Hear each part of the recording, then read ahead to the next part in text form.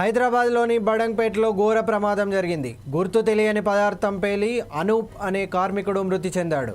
మృతుడు 3 రోజుల క్రితమే పశ్చిమ బెంగాల్లోని కోల్కతా నుంచి డెకరేషన్ గోదాంలో పనిచేసేందుకు బడంగ్పేటకు వచ్చినట్లు తెలుస్తోంది.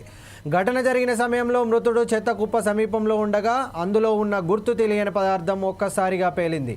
పేలుడు తీవ్రతకు మృతుడి చేతులు, కాళ్ళు తునకలై శరీర భాగాలు సుమారు 50 మీటర్ల దూరం వరకు ఎగిసిపడ్డాయని స్థానికులు తెలిపారు.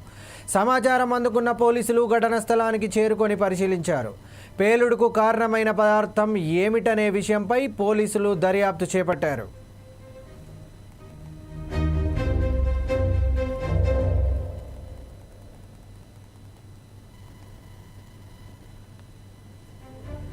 హైదరాబాద్లోని బడంగ్పేటలో ఘోర ప్రమాదం జరిగింది. గుర్తు తెలియని పదార్థం పేలి అనూప్ అనే కార్మికుడు మృతి చెందాడు. మృతుడు 3 రోజుల క్రితమే పశ్చిమ బెంగాల్లోని కోల్కతా నుంచి డెకరేషన్ గోదాంలో పనిచేసేందుకు బడంగ్పేటకు వచ్చినట్లు తెలుస్తోంది. ఘటన జరిగిన సమయంలో మృతుడు చెత్త కుప్ప సమీపంలో ఉండగా అందులో ఉన్న గుర్తు తెలియని పదార్థం ఒక్కసారిగా పేలింది.